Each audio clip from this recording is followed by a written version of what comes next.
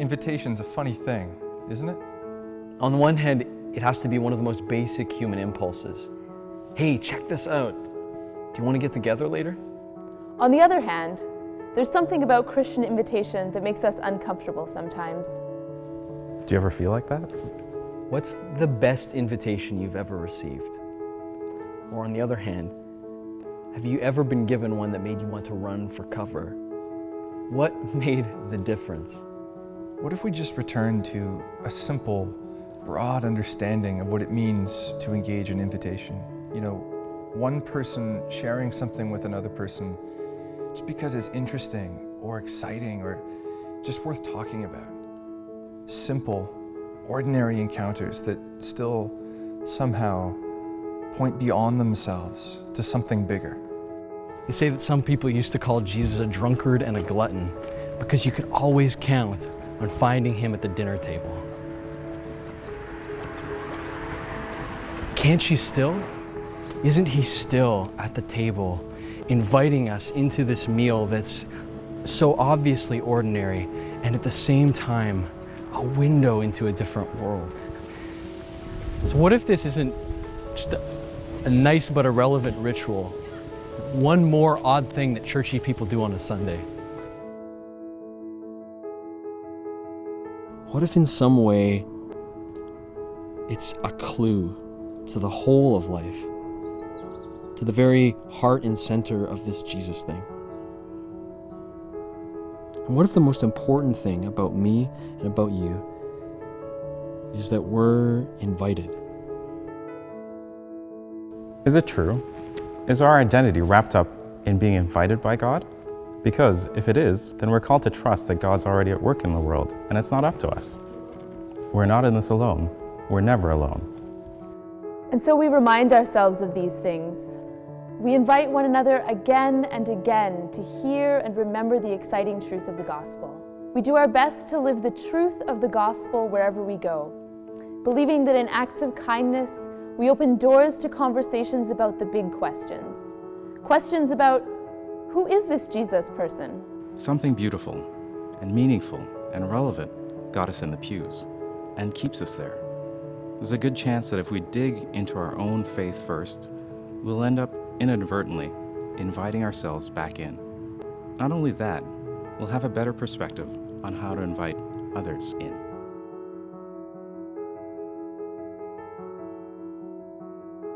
But it shouldn't just be about an individual introspection.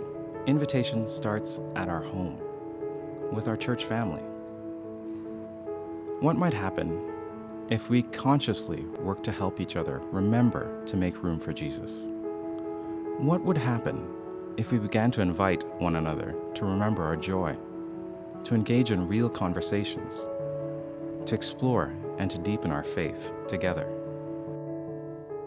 We believe that God's kingdom has already started to come, which means that Jesus is in charge and that his love has the first and the last word on us, not our failings, not our mortality, not even we ourselves, but Jesus. And that is the good news that is the seed of our joy. And joy, by its nature, grows and spreads, shares. Have you felt it take root? And are you giving it space to grow? So we head back to the dock, and by the time we get there, we realize this is a water bomber, and it's probably gonna come back. So my friend hops off the jet ski, and I think to myself, hey, wait a minute, if it's coming back, I could chase it. So in a moment of sheer insanity, that's exactly what I do.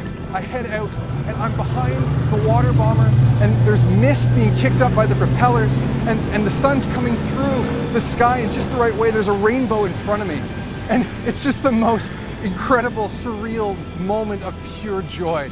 One of the most exhilarating things I've ever experienced. So I did what anybody would do. I went straight back to the dock, and I said to my friends, you've got to try this. It's incredible. Because that's what joy does. It expands. It just begs to be shared. This is our story. This is who we are as Christians.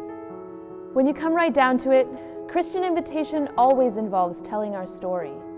And truly, what could be more simple? This is what we do when we meet with other people. We just can't help it.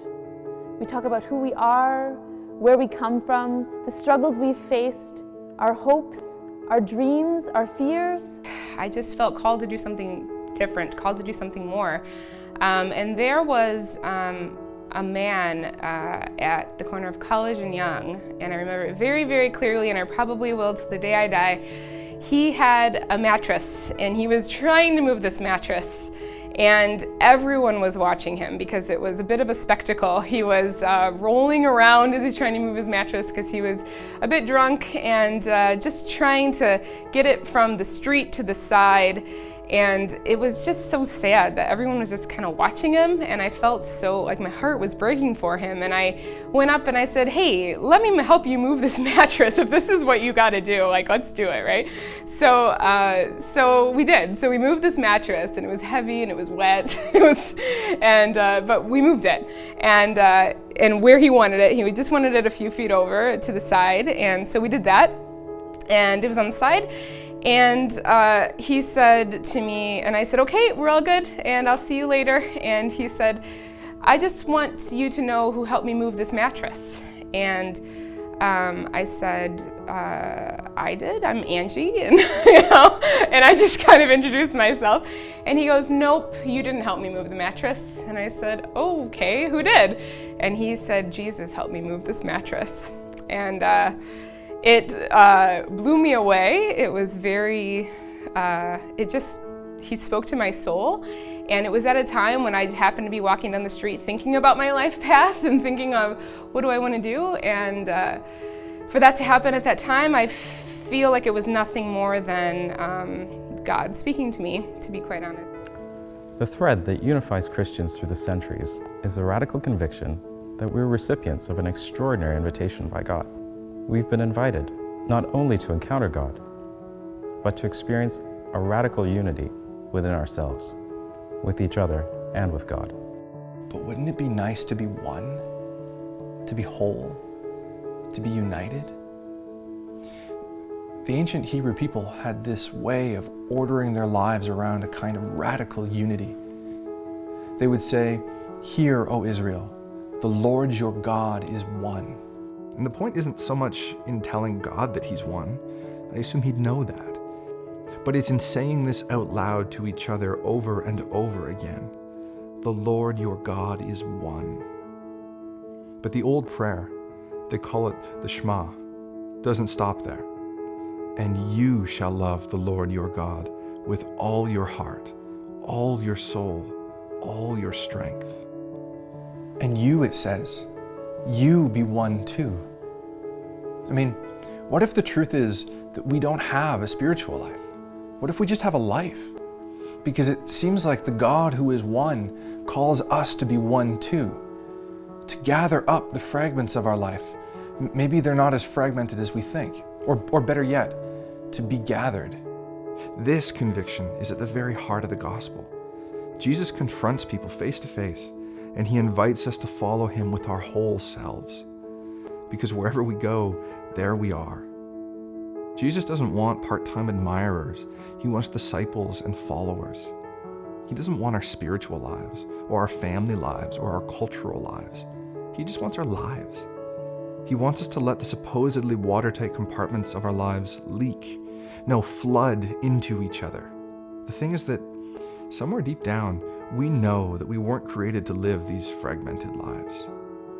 And in Christian community, we're baptized into a new beginning, an opportunity to be made one.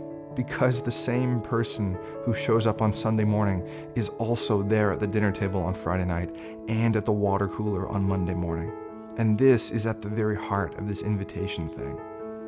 Invitation isn't some discrete task that we engage in sometimes.